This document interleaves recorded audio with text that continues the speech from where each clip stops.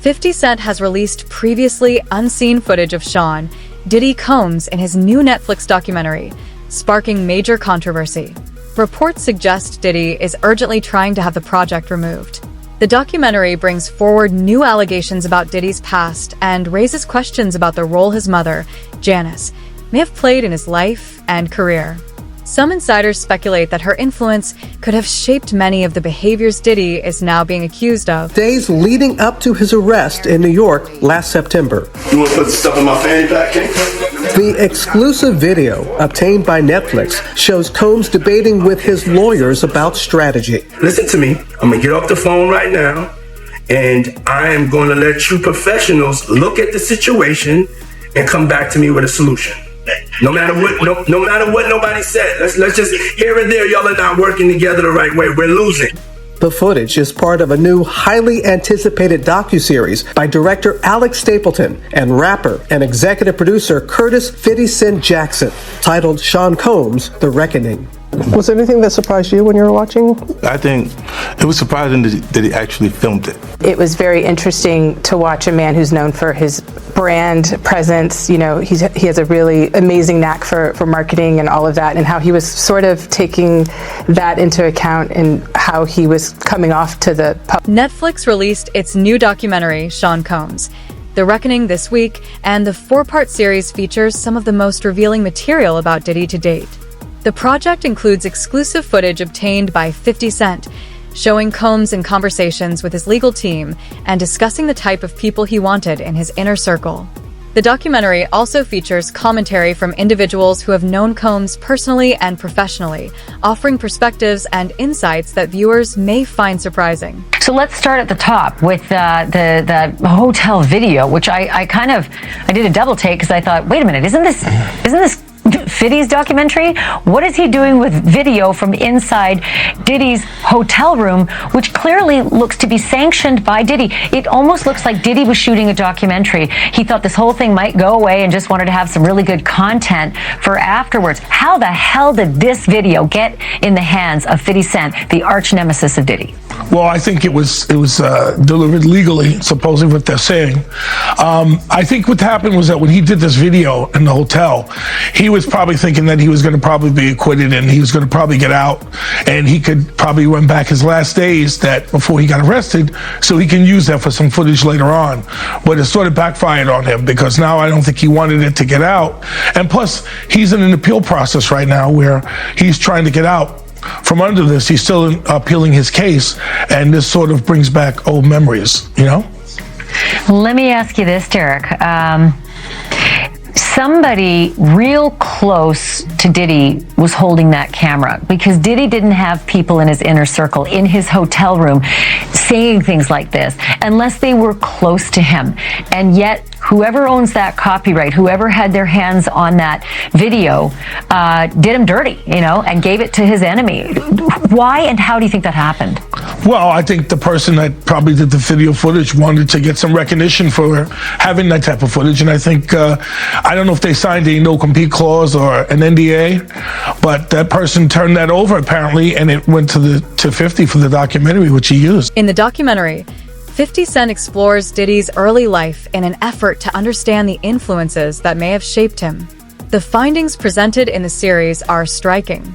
Diddy's childhood friend, Tim Patterson, shares that Combs' father was involved in street activity in Harlem and died when Combs was very young.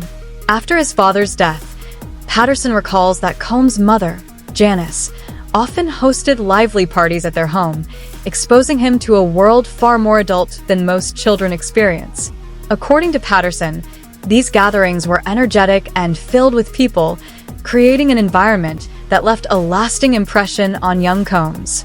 He further claims that this environment contributed to Combs having adult experiences at an unusually early age. Remember when I said Diddy mother might be the originator of the freak-offs? Mm-hmm. All right, so tomorrow Peacock is dropping. According to the Rolling Stone, the doc features an alleged childhood friend of Puff's, hip-hop producer Tim Dog Patterson. He alleged that Janice, Diddy's mom, would often throw parties at Diddy's childhood home. He says that during the parties, it wasn't uncommon to walk into rooms where adults was having sex. I mean, that was just their normal. And the doc, when talking about the parties, Tim says, verbatim, That's what we were privy to. This was what we were fed. Was it the same? The documentary suggests that Diddy's upbringing may have been shaped by the environment surrounding him after his father's death.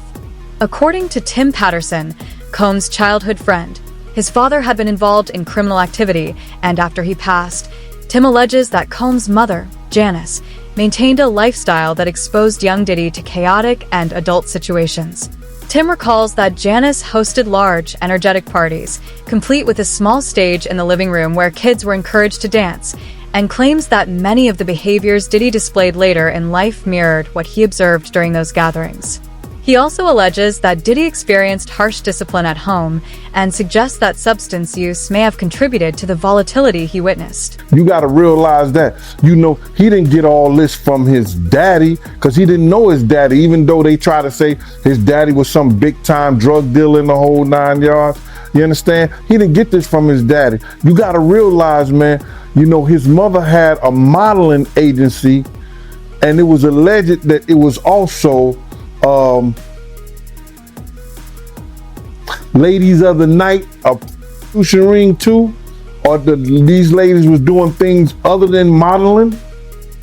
So the apple don't fall far from the tree. Yeah. So now you got to understand this, and looking at her and some of the stuff that he was saying, and their relationship has changed since I knew them, since I was around them. You understand? This man was talking about that his mother could take her palms and bend over and put them down on the floor. Not bend over, but she could stand straight up and put her palms on the floor, bruh. He's saying that about his mother. Who describes any of their mother actions like that in a sexual way? And then, I don't know how many dudes do kiss their mother in their mouth when they 50, 60 years old or something like that. Diddy's mother played a major role in shaping his mindset growing up. According to those interviewed, Janice encouraged him to be tough, assertive, and never back down. Some participants in the film claim that her influence continued well into his career, alleging that when Diddy established Bad Boy, he put her in charge of key aspects of the business. They suggest he may have signed assets over to her as a way to protect himself financially in case problems ever arose. Somebody who will do anything to basically get what he wants. He doesn't really care what effects or damage that causes to other people. And it's in different ways, right? Whether it's in the context of alleged abuse, business disputes, alleged sexual assaults, things that have been alleged in the civil lawsuits against him. And I think with Burroughs, it was really, kind of seemed to strike that theme as well, because he's saying, he had forced me out of the stake of my company. He had to deal with things like homelessness. While in the 2000s and 2010s, Diddy was really prospering, music, business, fashion. And one of the things that he had said, what he alleged in the documentary, and again, this is an allegation from him, was that the name Bad Boy Entertainment, Combs's name was not really involved in that on the corporate side. And one of the things he's saying is the reason for that was to avoid having to pay any liability from, the devastating basketball game that had happened in the early 90s, where he was the subject of wrongful death lawsuits because of the multiple deaths that had occurred as a result of that basketball game that Diddy was behind organizing. So that was really surprising to hear. The documentary also revisits the tragic 1991 City College incident, offering commentary on Diddy's involvement in the charity celebrity basketball game held on December 28th of that year. According to the film, Combs was one of the event's organizers, and the venue became dangerously overcrowded before the game even began. As the crowd surged toward the doors, a stampede occurred, resulting in 9 deaths and numerous injuries. The documentary notes that some individuals had reportedly raised concerns about crowd control beforehand, though it's unclear what decisions were ultimately made. While Diddy has never been criminally charged in connection with the tragedy, The documentary suggests that the fallout from the event may have influenced later choices he made in his business operations, including relying heavily on his mother for certain financial or organizational responsibilities. So the backstory is that he didn't appreciate the friendship that was forming between Biggie and Tupac, and therefore, that's where his alleged involvement came in. And then when, in terms of the non-payment, I think that was also a really shocking moment as well, because that's something we saw happening over and over in the documentary. Multiple people who were saying, I was cheated out of my share in the company. I wasn't paid hundreds of thousands of dollars. And allegedly, that's sort of how he treated the artists that were on his label. So again, it's the theme of always wanting to be number one and, not necessarily giving people their due, business sense or personal sense. Gene Deal, who says he was present on the day of the stampede, claims he warned Diddy that the situation was unsafe. According to Deal, the tragedy could have been prevented, and he believes Combs bears responsibility for the events that unfolded. Deal argues that Diddy should be held accountable for the decisions made that day. I was at City College. You understand? I was there. I was doing security. My team was supposed to have the outside. Puff came to me the day before we were supposed to do the job there and told me that Heavy D didn't want us to do the security outside. I had 18 men ready to do the security outside with my dogs like I always do. People knew how we used to roll. We would have the pits, the Rockwilders, you understand? We had that outside locked up. So anybody try to bum rush, anybody do that, we had the gates, the whole 9 yards. So we could stop all that. You know how people gonna get down in Harlem. You understand? So, and then when you got LL Cool J, you got Mike Tyson coming through there, and they coming through the front door so people see them. So they gonna go crazy. LL was the hottest thing out at that time. Mike Tyson was the hottest thing out at that time. They got all kinds of stars and people in there already. They was coming through the back. They came through the front. And it caused the door to be bum rushed. But if they had the gates up, if they had the dogs, and with the help of the police, that shit would have never happened, bro. That shit would have never happened. I was there, I saw it. I saw Jessica run down the steps after she grabbed the money box because my man Eddie was protecting her. And Eddie's the one called me on the walkie-talkie and said, yo, Jessica just locked me in outside the gym, Gene. You couldn't go down the steps after they bum rushed the door. You understand? I had to run around the whole gym on the outside, around the gym, down the steps, run across the basketball court, and open the front door. When I opened that one door, because it pushed inside, people start squeezing through that. Then I just kept doing the doors, and people was coming in there, falling dead, right out, just falling out right there. And once they got in there, they just fell out. It was crazy. While Diddy is the public face of Bad Boy, the documentary suggests that his mother, Janice, wields significant influence behind the scenes. According to interviews and previously unreleased footage shared by 50 Cent, Janice is portrayed as a key figure in managing the label's finances and handling its internal affairs. Insiders featured in the film claim that Diddy signed over important documents to her, not just out of familial loyalty, but as a strategic move to protect assets and maintain a degree of separation from certain business matters. Bad Boy. You think it's Diddy, it's Janice Combs. Janice Combs is Bad Boy. Man. You don't actually sign to Diddy. His name is on a dotted line, but you actually sign it to Janice Combs. Did he ever tell you why that is, or do you understand? Oh, now that I'm older, I know exactly what it is. It's a paper trail, so nothing can come bite me. If you come for me, you ain't coming for me. I ain't got nothing. You going to my mama. Good luck with it. The documentary delves into Diddy's childhood and the influence of his mother after his father's death. According to some of Diddy's childhood friends, his mother positioned him as the man of the house at an early age, and a few sources, including Gene Deal, have raised questions about the nature of their relationship. The film also suggests that Janice was frequently present at parties Diddy attended as a teen, and some insiders claim that her presence and behavior may have influenced his actions during that time. According to these accounts, friends believe that her guidance played a role in shaping certain aspects of Diddy's early behavior and social interactions. But why you believe she knew about the Fricos? Because one of the witnesses said she was there. And do you remember this, bro? Check it out. People tell off on themselves so much, man, and I don't understand when people don't catch it.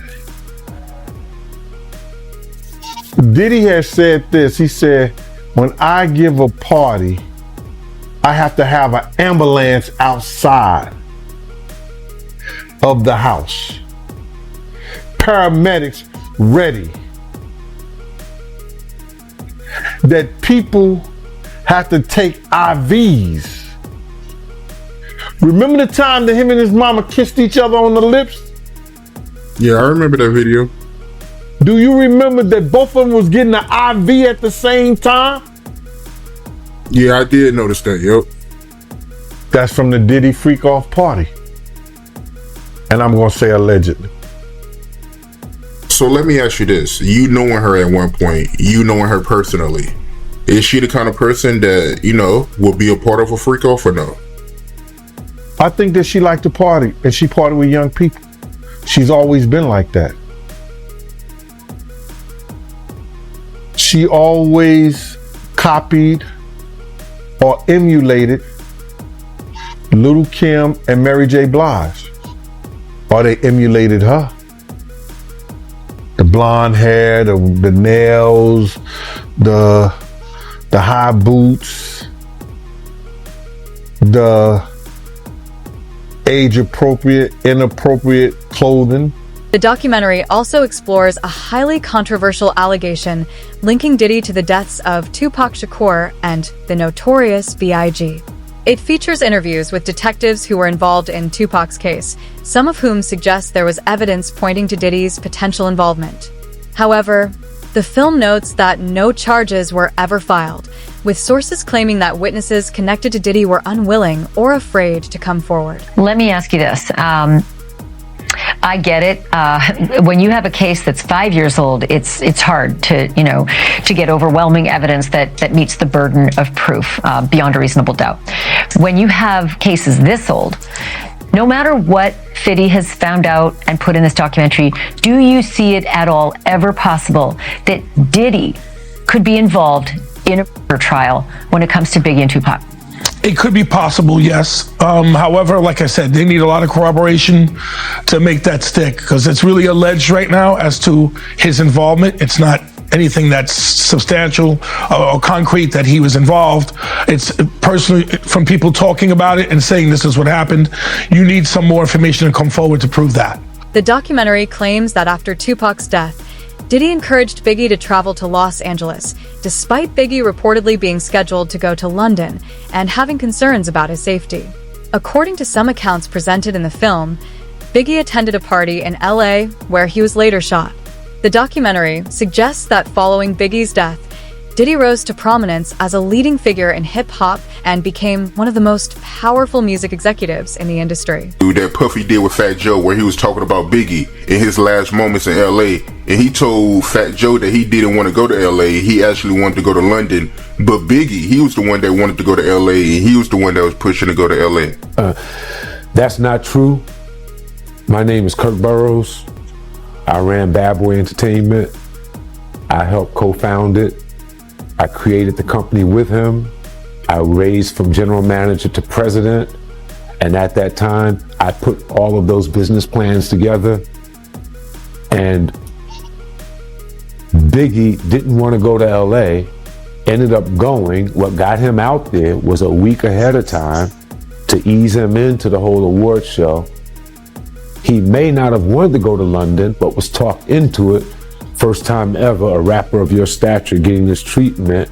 That would be something he would be interested in doing, but he was easily talked out of it by Sean so that they can make an appearance at an event in LA that Saturday night. A part of the posturing of not only did we come to the award show, not only am I recording my album out here, and Big is going to help me with some of the writing and maybe do something out here where me and him did this song in LA. I'm out on the town. And it was just too much. You ever heard of someone doing too much? Documentary also highlights claims involving Keith D. Dwayne Keith D. Davis, a former Southside Compton Crips member who was previously charged in connection with the 1996 Tupac Shakur case. According to court filings submitted last year in Nevada, Keith D. alleges that Diddy offered him money in connection with Tupac and Suge Knight. Keith D. claims that Diddy promised a large sum, reportedly $1 million, but that no payment was ever made. These allegations are presented in the documentary as part of its exploration of the events surrounding Tupac's death. But the motion to dismiss also says that Davis was offered immunity during the Biggie Smalls investigation in the early 2000s. The filing reads, the 3 LAPD and FBI agents were part of a task force to solve the shooting of rapper Notorious B.I.G., also known as Biggie Smalls, legal name Christopher Wallace. The task force, through a sophisticated criminal investigation, obtained sufficient evidence that would prove Mr. Davis was the leader of the Southside Crips and his gang was responsible for over 360 kilos of cocaine and PCP. Mr. Davis provided 3 interviews to obtain immunity from prosecution.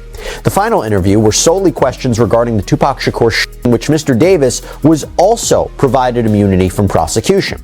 So during a December 2008 interview with investigators, that is when Davis allegedly started to spill the beans about his one-time friend, Sean Combs, who he refers to as Puffy. He claims Sean Puffy Combs solicited Mr. Davis to Suge Knight and Tupac Shakur for $1 million. Eric Zip Martin, an associate of Puffy Combs, provided Mr. Davis with a gun to exact revenge on Tupac Shakur for the beating Mr. Anderson received. Now, Davis reportedly told the investigators that even though the job had been partially completed and Shakur was killed, neither he nor Anderson ever got paid.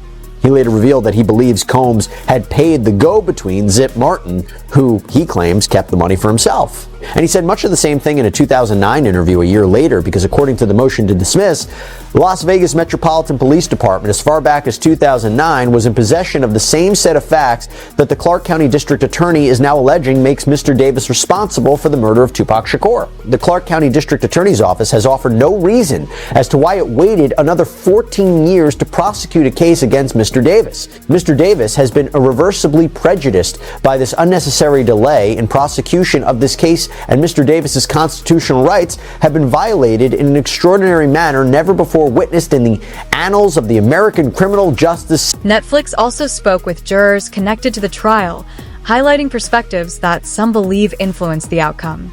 According to the documentary, one juror was reportedly a fan of Diddy, raising questions about potential bias during deliberations.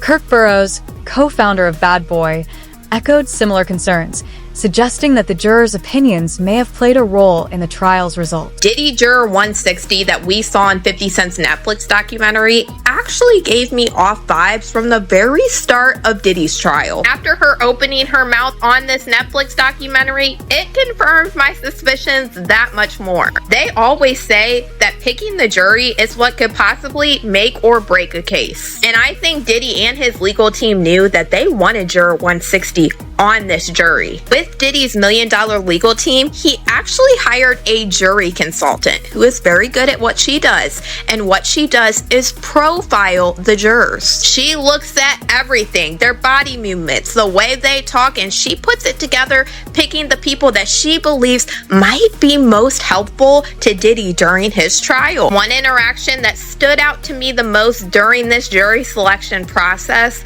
is the fact that Diddy smiled at Juror 160. During the jury selection process, it was reported by multiple different media outlets that Juror 160 said, "I wish I knew the names of the celebrities that were on the list that were going to be brought up during Diddy's trial." And it was reported that when she said that, Diddy smiled. And Diddy most likely smiled about this because she said she wished she knew these celebrities that were being named. That shows that she's pretty much kind of fangirling over celebrities. She wished she knew them, which a lot of people, even myself, feel like this is the vibe that she gave off during her interview on the Netflix documentary. It really threw me for a loop when she brought up the fact that she didn't believe that Diddy was actually nodding at the jury. She just thinks it was a nod that he would normally do because she watched Diddy on Making the Band. According to the documentary, Some jurors described Diddy and Cassie as a romantic couple, which, the film suggests, may have influenced their perceptions during the trial. Cassie reportedly testified while she was pregnant, and the documentary references video footage that allegedly shows Diddy physically harming her. The film portrays the jurors as largely dismissive of these allegations. The 4-part series also features 2 jurors from Combs' trial who are speaking for the first time about how they reached their mixed verdict, finding Combs guilty of 2 prostitution offenses, but clear of racketeering and sex trafficking charges, both sharing their thoughts on the relationship between Combs and singer Cassie. Juror 75 describing them as 2 people in love, and Juror 160 saying in part, domestic violence wasn't one of the charges. Cassie, is she a victim in all this? I believe Cassie's a victim in all this because she came in as such, she's like 18, like 19 years old.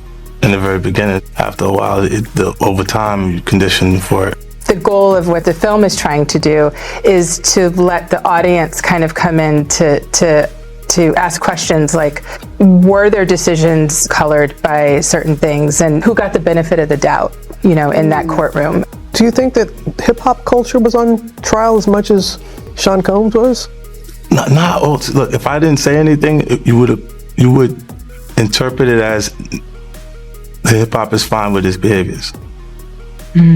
There's no one else being vocal. So you would look at it and just say, because that mind your business, or let me not say nothing about nothing, or those things, it would allow the entire culture to register as if they're for that behavior. If Sean Combs watches this, what do you think he's going to feel? Like, wow, this is amazing. I think he's going to say this is the best documentary I've seen in a long time. Because you'll see people saying that. I mean, he may feel a different way about pieces and bits of it, but he knows the truth. I think he'll see the truth in it. Diddy is reportedly preparing to take legal action against 50 Cent and Netflix, seeking to have the documentary removed. According to the documentary, 50 Cent obtained the footage in part because the original videographer had not been fully compensated by Diddy. The film suggests that, had payments been made, the documentary might never have been produced. Diddy's legal team has reportedly issued a cease and desist letter to Netflix in response. It's not surprising that Sean Combs and his team are not happy about this, okay? Which now we go back to the C&D letter, the cease and desist letter that Combs' lawyers sent to Netflix's chief legal officer. That's what I want to focus on now. Okay, so according to attorney Michael Tremonti, they had already sent a cease and desist letter to the streaming service in July of 2024. This is before Combs was even indicted. But now they send this new letter on December 1st, the day before the documentary was set to be released, and essentially calling it a hit piece. Quote, first, Netflix's promotion of the program as a documentary is fundamentally misleading. In truth, the program is a hit piece. It was conceived and produced by Curtis James Jackson, aka 50 Cent, whose irrational fixation on destroying Mr. Combs' reputation is a matter of public record. The evidence of Mr. Jackson's vicious animus against Mr. Combs is overwhelming. He has been trolling Mr. Combs on the internet and social media for years and has made a career of attempting to defame, belittle, and provoke Mr. Combs and turn the public against him. We provided ample evidence of Mr. Jackson's avowed hatred of Mr. Combs in our prior cease and desist letter dated July 3rd, 2024, and since that time, Mr. Jackson's determination to take down Mr. Combs has increased dramatically. Simply put, there is no one less able to view any aspect of Mr. Combs' life and legacy through a fair and objective lens. Given Mr. Jackson's central role in the project and his declared objective of disgracing Mr. Combs, Netflix cannot honestly market the program as a documentary, as that term falsely suggests it is based on facts. Instead, the program is based on fabrications born from Mr. Jackson's personal vendetta against Mr. Combs. For this reason alone, Netflix must withdraw the program. Now, to be clear, recently, 50 Cent, who's been doing a media tour for this, has said, I don't have any hatred against Sean Combs. I've actually worked with and employed his sons. And so he tried to beat back against that narrative. Now, according to Tremonti, Netflix had actually been in talks with Combs to make a show about him before the sudden cratering of his career. Quote, in or about 2023, CEO Ted Sarandos proposed that Netflix produce a documentary about Mr. Combs. However, Mr. Combs rejected the proposal when Mr. Sarandos insisted he give up creative control. Thus, the choice of Mr. Jackson to produce the program was Netflix's vindictive response to that rejection, an attempt by Netflix and Mr. Sarandos to ensure a one-sided character assassination rather than a balanced and accurate portrait. The documentary goes beyond simply exposing a celebrity. It digs deep into a legacy shaped by secrets, manipulation, and a family history darker than many could have imagined. The story is far from finished, and with each revelation, viewers get closer to understanding the true story behind Sean Combs. More details are still emerging, so the full picture is yet to come.